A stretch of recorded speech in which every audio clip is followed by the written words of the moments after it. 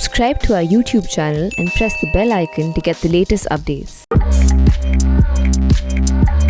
I'm with Justice Deepak Gupta, who retired from the Supreme Court last year and has been a former Chief Justice of the Tripura as well as the Chhattisgarh High Court and is now in Shimla in his family home. Justice Gupta, welcome to The Print. Thank you so much, Jyoti, for having me on this show. So your first comments on the Delhi High Court judgment, which gave bail to three young activists, Devangana Kalita, Natasha Narwal, and Asif Iqbal Tanha, who were put inside and have been inside for the last year, charged under the UAPA, the Unlawful Activities Prevention Act. Your first comments on that? Yeah, I've gone through the judgments and it was quite interesting reading Justice Bambani's judgment. Yeah. Especially in the Asif Iqbal Tanha case, because that's the lead judgment in my view. Because the others follow a lot of what has been said in that judgment. Right. And it is path-breaking in certain ways. It's a very well-written and very well-crafted judgment also. And it takes care of all the arguments raised before it. Three main issues which I feel which have been decided are, one, that just because the advisory authority under the UAPA has come to a conclusion that a case is made out is not a ground for the court not to look into the matter. The court can still examine it. You see, essentially, there are other acts like the UAPA, TADA, POTA, so many other acts like this, which sort of put the burden on the accused to show that he is not guilty before he can get bail, which is which is been upheld by the Supreme Court. These acts have been upheld by the Supreme Court. But as very rightly put in this judgment, the graver the punishment and the very stringent is the law, then the courts have to be very careful that the case does fall within the ambit of the law. It's the duty of the case to duty of the court to ensure that just because the police or some enforcement agency writes UAPA is not a ground to reject bail. They must also see whether actually that offence is made out or not, prima facie made out or not. The words are used, it is prima facie made out. And the court has come to conclusion that it is not even prima facie made. But now the Delhi police has filed an appeal at the Supreme Court, which is par for the course. But what does that mean? That is the right of the prosecution. We can't take away their right as much as the right of the accused to grant. But I'm a little unhappy with the way the matter was dealt with yesterday by the court, because, the police asking 3 days or 4 days to verify antecedents and all. If you put a person behind bars who's been behind bars for 1 year, you should have had the antecedents already. And that is very sad. Otherwise, they have a right to go to the Supreme Court. And the Supreme Court will take a call whether to stay the order or not stay the order. I don't know what the bench will decide. But sir, just explain to us, lay people. So once the Delhi High Court has given a judgment saying that bail should be granted to these three young people, now until the order comes before unless the Supreme Court sort of looks at this matter, should not these three young people get bail in the interim? No, in my view, they should have been the High Court order very clear that within 24 hours of their submitting the bail bonds, they should be released forthwith. They have submitted the bail bonds, and it was not huge amounts, it was 50,000 each, and bail was submitted, and they've given some address. The police says there's some address of Assam or Jharkhand or Haryana. Yeah. That they should have known. They've arrested these people a long time back. They should have known those things. They have a right to go to appeal, but they can't try to frustrate the order of the High Court by not allowing these people to go free. If the Supreme Court allows the appeal, they will have to come back to jail. That is about all. Do you think Delhi police is doing that? It's trying to frustrate the order? I do think so. I have no hesitation in saying that. I have never in almost 4 decades of my career heard of the police asking for 3 or 4 days to verify the antecedents of the persons, whether they are, these are normal things. They're in jail for a year. The police should have had their antecedents by now. So why do you think Delhi police is doing this? Just to say they're hoping that the Supreme Court will stay the order and then these people are not released. Because if they're released, then the matter they will be out till the matter is finally decided one way or the other. This way, they hope that if they get a stay order, I don't know what the court will do, that I can't predict. But if they hope that if they get a stay order, then they remain in jail. That's the idea. But to me it seems, I mean, or to just an ordinary layperson, it seems that there is an element of vindictiveness on the part of the Delhi police. Would you? I agree with what you're saying. I feel that they've taken this as a ego battle. That why has the court said this and why? I think officials and the bureaucracy and the police must rise above personal. This is nothing personal about it. You put them behind bars. They have a right to go to court. They've gone to court.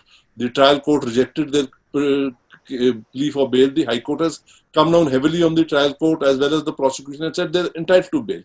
Mm-hmm. Now they're entitled to bail. You have a right to appeal, but if they go free for a few days, it's not that they're going to the High Court has put such stringent conditions on them that they're not going to run away from the country or something, that they'll be abscond in these. One of these girls, when her father died, was on bail for 2-3 weeks. There's no complaint that she sort of misused that benefit of bail during that. Natasha Narwal, she got interim bail when her father passed away from COVID some weeks ago.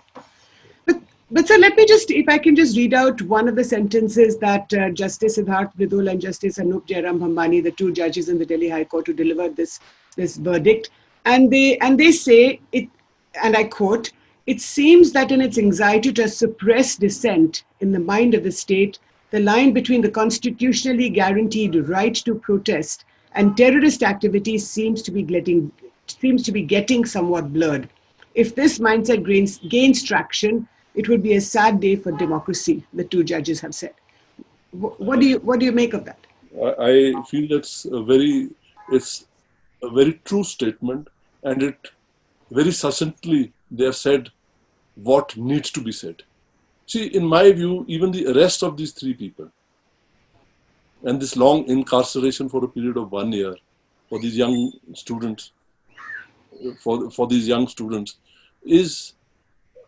was not proper. Mm-hmm. People will protest, and as I've always said, the essence of democracy is dissent. The essence of democracy is that everybody has a right to say something against the government. You see, let us take India, where the winner is the first past the post system. Right. The government is a majority government. Yes. In fact, it has a big majority. Yes. But even then, it doesn't have 50% of the vote. It still doesn't have 50% of the population of the country. So, in that sense, you can say, so people will disagree with your policies. And just because somebody disagrees with your policies does not make that person a traitor. Does not make that person. And terrorist activities, you see, this, you have to be that. I don't support terrorist activities. I think no sane person will support terrorist activities. Absolutely. And the courts have come to the conclusion that there is not even a prima facie case made out for terrorist activities. I've gone through all the 3 judgments very carefully. With each of the judgments, the screenshots of the allegations made by the police against these 3 petitioners have been attached with the judgments. I've carefully gone through that, and I agree with the High Court that not even a prima facie case was made out that this is a case of terrorism. I'm not saying the other offences may not have been made out. You see, we must look at what Justice Hidayatullah, if you read the judgment case, Jyoti, you must have seen there's a quotation from Justice Hidayatullah's judgment in the Ram Manohar Lohia case. And I think I can't put it better than what that eminent judge put it, that there are three types of cases, and he put them in 3 concentric circles, the larger circle being law and order. Now, these girls may have broken, and these 3 petitioners may have broken some cases of law and order. Mm-hmm. The middle concentric of the 3 concentric circles is public law and order, which is a little more graver than law and order. And yes, they may have been guilty of that also. But the innermost is defense of the security of the state.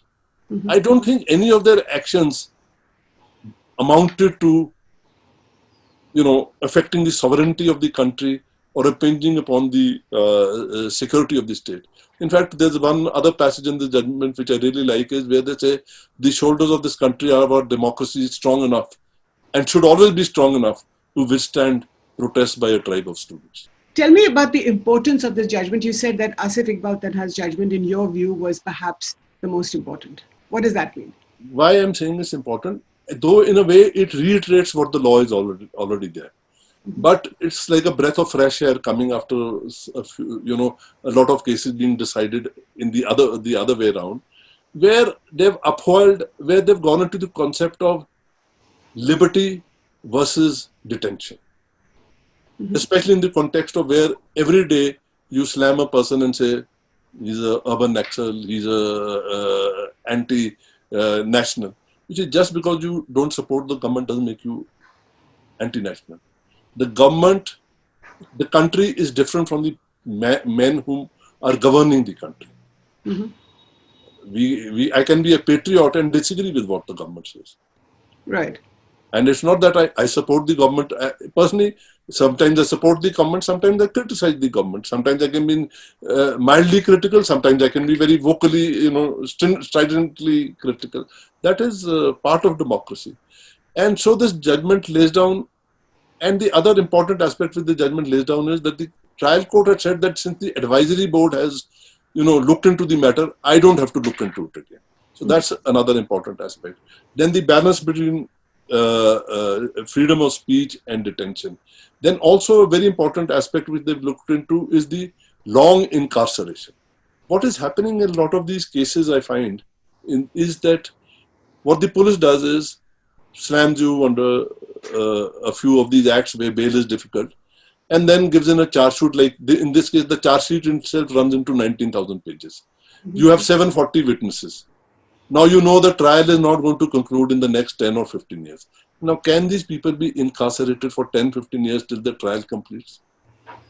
So the court has weighed that also, and that has, I think, so these are very important factors. You see, the right of every under trial to have a speedy trial.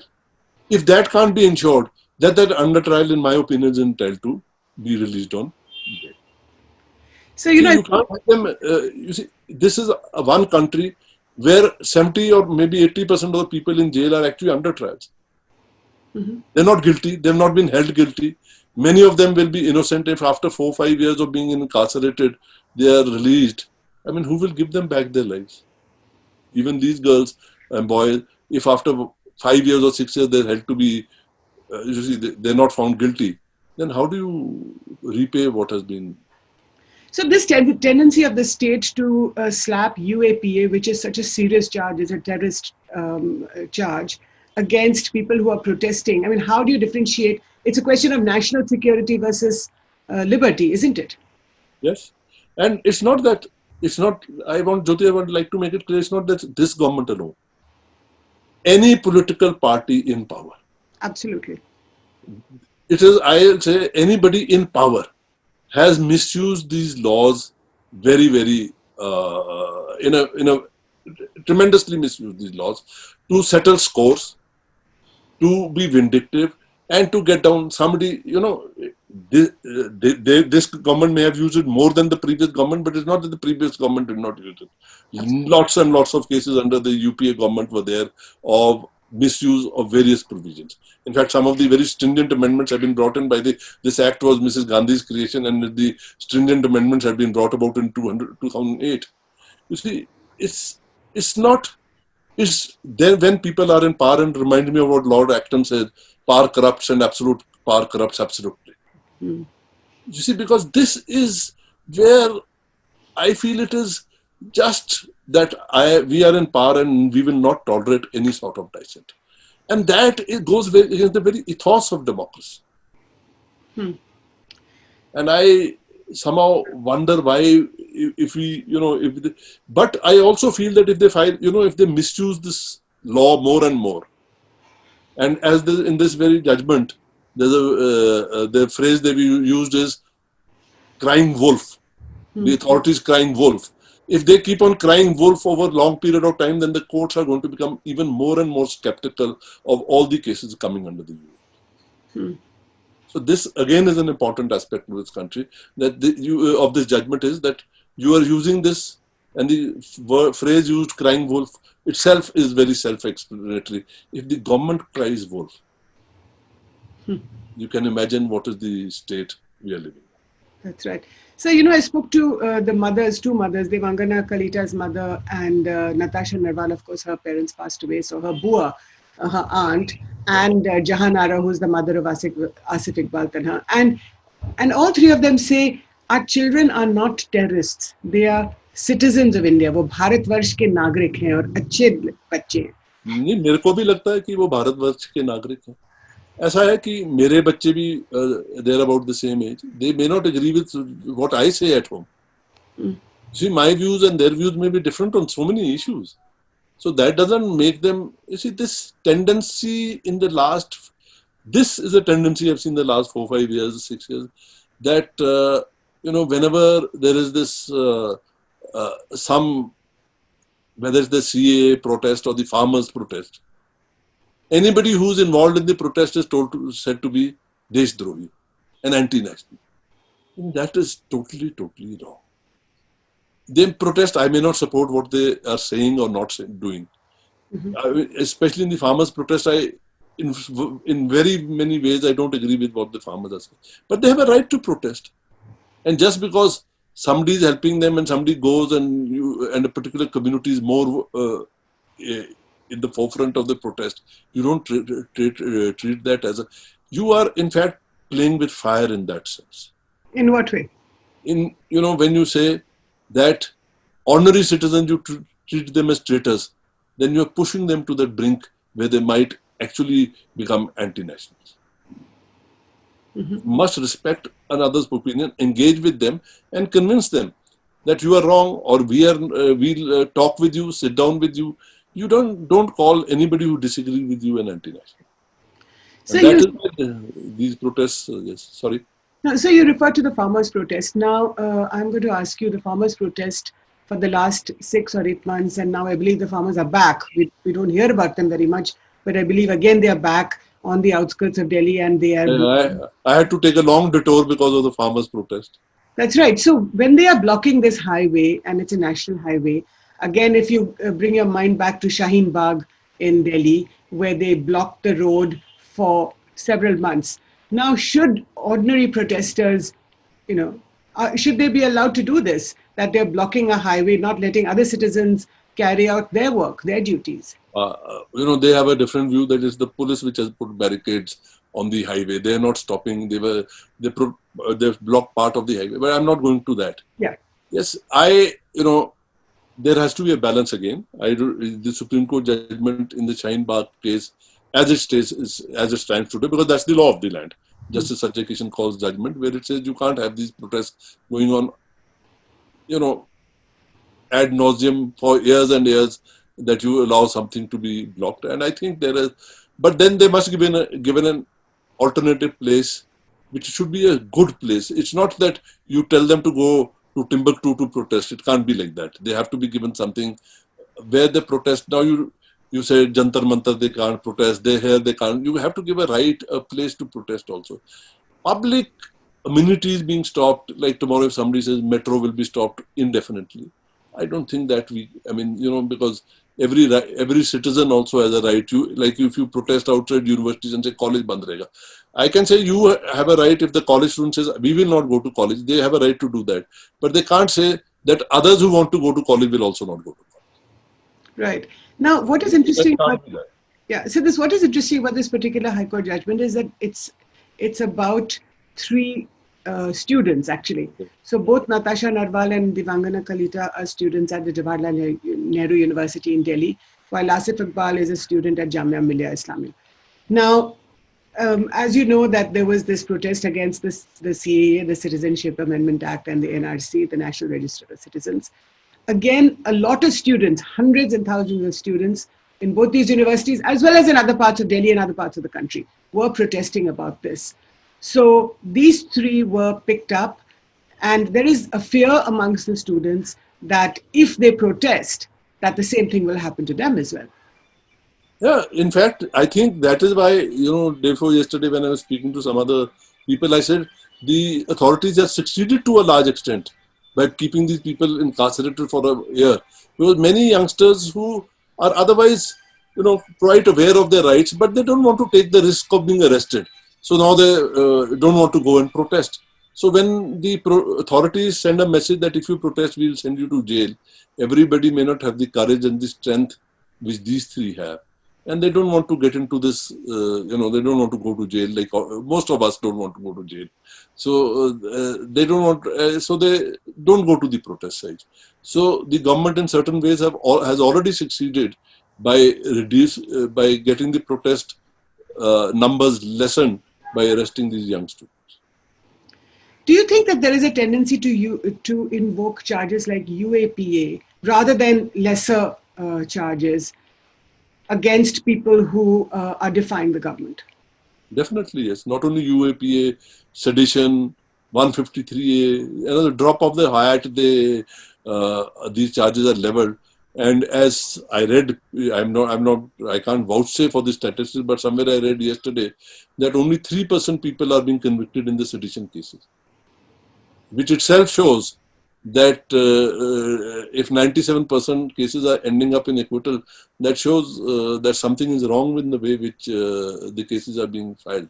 I also, Jyoti, would like to add that it is also the duty of public prosecutors, the lawyers who advise the government, to advise it properly, to tell them that this case is made out, this is not made out.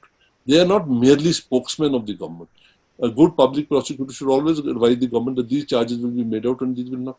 It will be a sad state for this country if the conviction rate is just below 20%, and in these cases of sedition, it's just about 3%, and the number of people in jails, under trials in jail, is 75 to 80% of the total number incarcerated. That means lakhs and lakhs of people are in jails, though they are totally innocent. Well, if this particular case comes back to the Supreme Court and it is, and if it is listed, which it is likely to be, and Tushar Mehta is going to argue it, what would your advice be to him?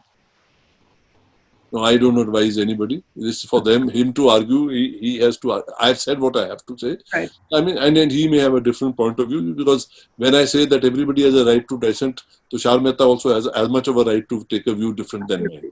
Yeah. So it's not that this is my view. So people have a right to agree with my view or even criticize my view. I have no problem with that. Absolutely. So let me just draw your attention. You talked about sedition. Now, this linkage between the right to protest and the right to speak critically of the government and speak truth to power, if you like. Now, lots of journalists, in fact, one cartoonist also, but lots of people have been now charged against sedition. And I will bring to your notice my fellow journalist, Vinod Dua, who in fact in the Shimla High Court, where you are right now, was charged with sedition until the Supreme Court threw it out just very recently, and invoking the Kedarnath Singh judgment of 1962. What would your comments be? See, as far as sedition is concerned, I have been very clearly of the view that in my view, sedition should not be on the statute book. Though it has been constitutionally been upheld in Kedarnath Singh judgment, but it was upheld with certain conditions. And one of the main conditions was that an act would amount to treason. An act of saying something in the government would amount to treason only if it raises, incites violence or grave public disorder. Just because you criticize the government is not enough to say that it is sedition. My problem again is a very big problem. This provision 124, which was introduced in British times when we were under colonial rule, and which the father of the nation, Mahatma Gandhi, described as the prince of those sections which takes away the liberty of the citizens. And who were charged under this section were people like Bal Gangadhar Tilak and Mahatma Gandhi. And I would have thought that this would have been the first section to be changed once India became independent. But no, it was not. Because of Ramesh Thapar's case, it was again enforced.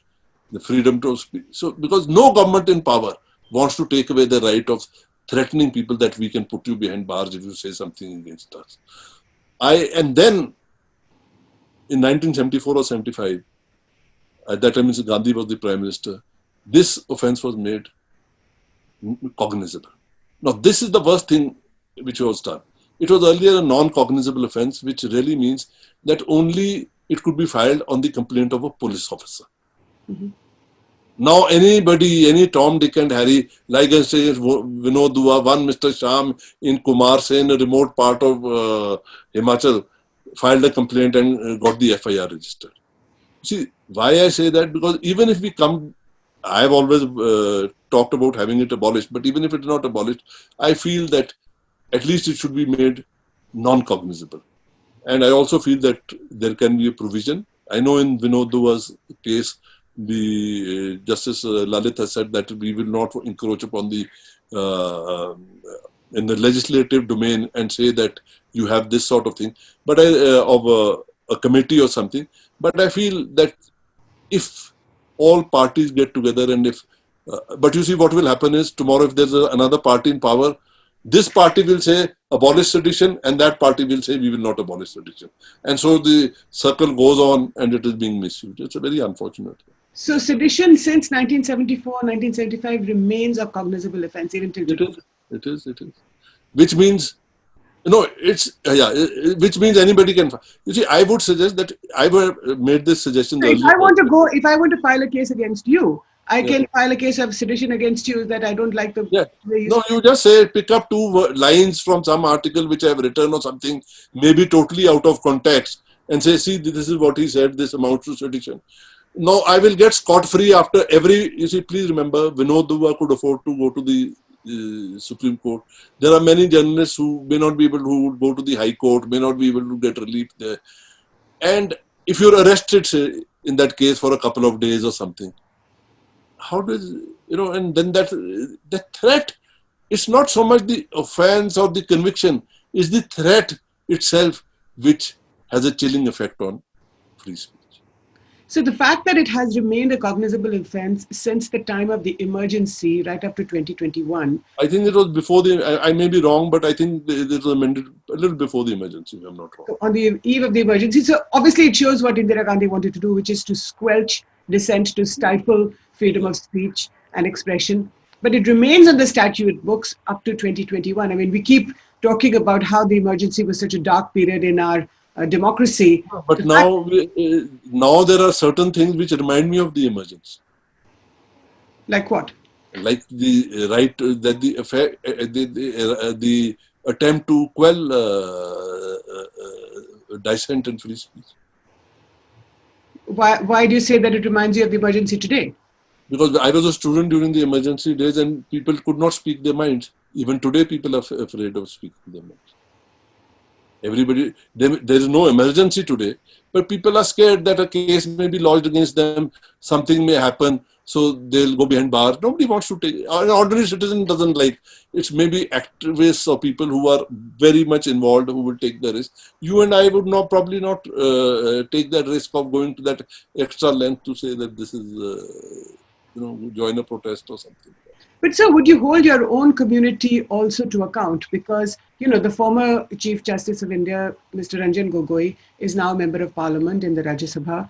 So perhaps, people like us, lay people say, why should you open your mouth in front of the Supreme Court if tomorrow this judge, and we don't know whether he's going to give us, or he or she is going to give us true justice or real justice, because one or the other parties they may be aligned to.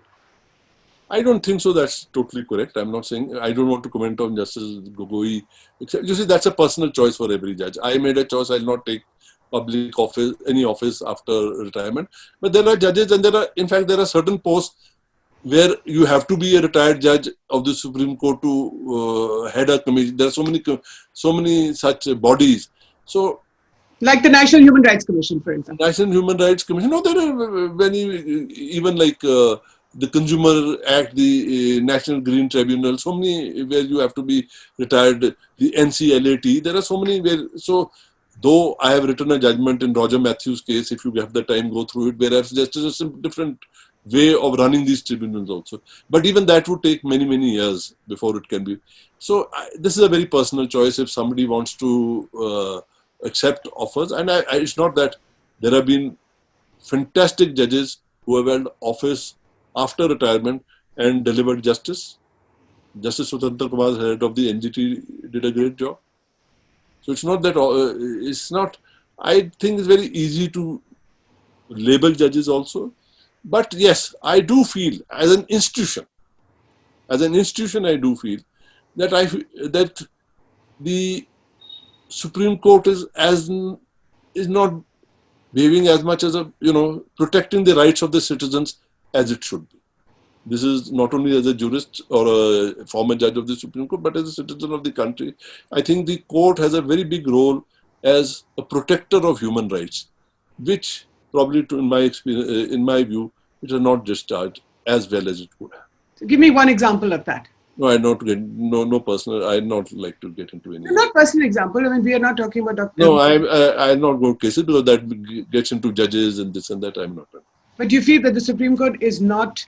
I would have and things I know, but I can also say that I find a much more pro human rights attitude coming up now.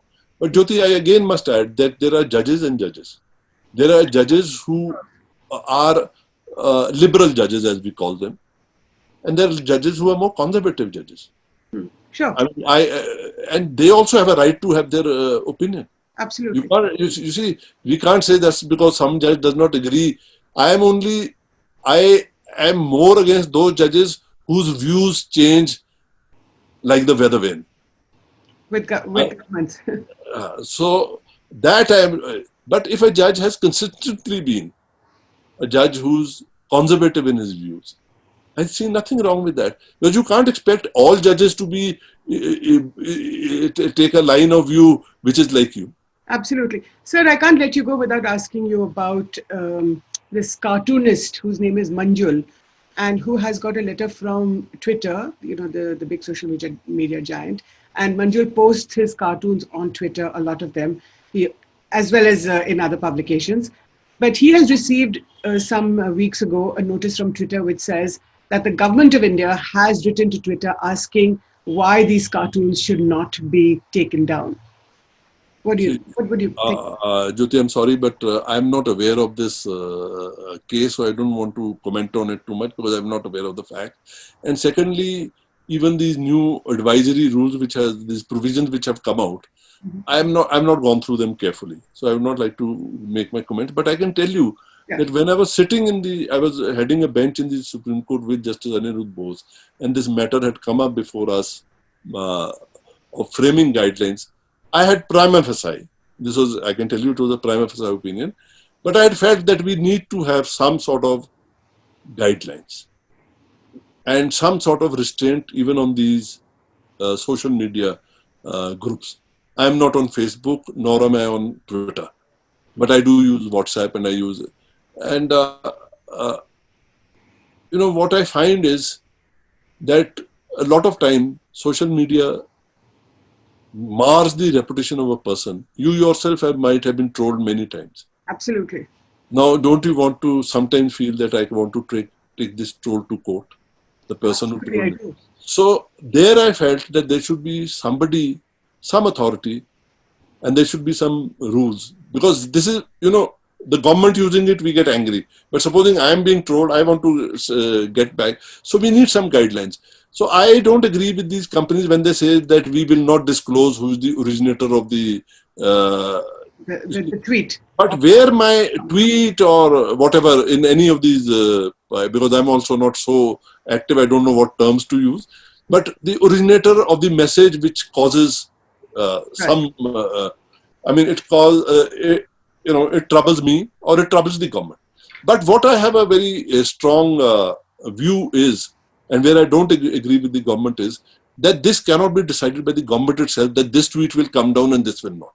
Mm-hmm. You must have an independent body, like a court, where you will go that this tweet is causing problems and please ask these social media to take this down. You see, you cannot be the judge in your cause only, say this is against the government and take it down. Like supposing you, Jyoti, as a citizen, you can't just tell the media that drop it. They'll never drop it. That's right. So they should have had, I just gave the initial suggestion, but what I had in mind was that we should have an independent body. And that would decide which, every day there'll be posts So it could be, you could have a body in every state, or you could have a central body. There must be a mechanism which is free from influence of anybody, either of the social media or of the government, and then decide which are the posts which need to be pulled. For example, in Manjul's case, I mean, the cartoons that he has made and he's put them up on social media. For him, social media or, the electronic spaces is as good or as bad as publishing in a newspaper or in a magazine or on television. So I suppose that argument that freedom of speech or his freedom of speech and expression must be protected by the Constitution, I suppose that's a valid one. No, his right to have freedom of speech and all is totally protected. See, but if... In this case, it's not. But with every right comes with some restrictions. Now, if he exercises the right in such a manner that, supposing he makes a cartoon of me which is totally defamatory of me, then I also have a right to sue him. How do I sue him? I mean, not talking about this case, but how do I sue an anonymous troller or an anonymous cartoonist on the social media? You see, these intermediaries says we don't know who was posted this first and all. So that is where I feel that there is where we need to do. And who will decide? So that's the big question as to who will decide. It cannot. And I feel it. I definitely feel it should be an independent body, and this cannot be left to just the bureaucrats, etc. Because they are virtually becoming judges in their own cause. There are cases, hundreds of cases. Even today, I'm reading of a case that somebody says something. One person in Kashmir said, I expect more justice from officers who belong to Kashmir than from somebody from outside. And this, I feel so many people have in my state have said it, that people from the local area understand our problems better. And he was kept behind bars under 153, 124. I'm sorry, but that is total misuse of power. Sir, I have the last question for you, which is that in August 2019, when the Article 370 was made invalid, now after that, a lot of people were thrown into jail. Many of them have been released subsequently, but again, the case of charges of sedition were applied to them, including several politicians. Of course, Farooq Abdullah is the most well-known, but you also have other young activists and politicians like Wahid Para. He's still in jail for one reason or the other. The NIA has released him, but now the Kashmir intelligence has he's in jail. So what would you say to that? See, I'm not talking about individual cases, but in the Kashmir cases, what I feel is here the Supreme Court should be taking decisions faster. And when they say that petitions are becoming infructuous because you keep somebody behind bars for about 6 months, 7 months, when arguments are just going to be heard in the Supreme Court, then you release him. And the court says it's become infructuous. That I don't agree with. What I wrote yesterday when I'm paying homage to Justice R.N. Agarwal, Justice Rangarajan and Justice Agarwal in that case of Bharti Nayyar with regard to her husband, Mr. Kuldeep Nayyar, this was exactly what was done after 21 month or 2 months of Mr. Kuldeep Nayyar being in jail, that we've released him. They said, you may have released him, but we're going to pronounce judgment that your order of detention was bad. This is during the emergency. This is during the emergency. And that is why both the judges had to suffer. One who was permanent was transferred to Guwahati, and the one who was not a permanent judge had to go back as a session judge. Because habeas corpus petitions are not being heard in the Supreme Court for months and weeks. That is, habeas corpus, I've been, as a young law student, I was told, and this I believe till date, that they must get importance over all other petitions. So your last word, sir, how would you connect the Delhi High Court judgment giving bail to these young activists, the sedition, the right to protest, the right to dissent, and the habeas corpus? I think one just has to read the judgment. I have to give credit to not only Justice Bambani and Justice Mridul. It's a very, very well written judgment. If anybody who reads the judgment realizes what they've said you have to draw that balance between the constitutional right of freedom of speech and the right of the state to see that there's no attack on the sovereignty of the country. Right. But again, you have to see that any criticism of the government is not an attack on the country. You see, you have to differentiate between the government and the country, and even the government and the people who run the government. So this is very important aspects in the judgment. Long incarceration, which I mentioned, that you have to look into the grounds. So I think we need to look into that. And again, all I can say is a very, very well written judgment. Justice Deepak Well Gupta. reasoned, well written, and I agree with the conclusions. I don't know what the Supreme Court would do, but I totally agree with the conclusions. Yeah. Justice Deepak Gupta, thank you so much for speaking to The Print. Thank you for your time. Thank you, Jyoti. Thank you so much.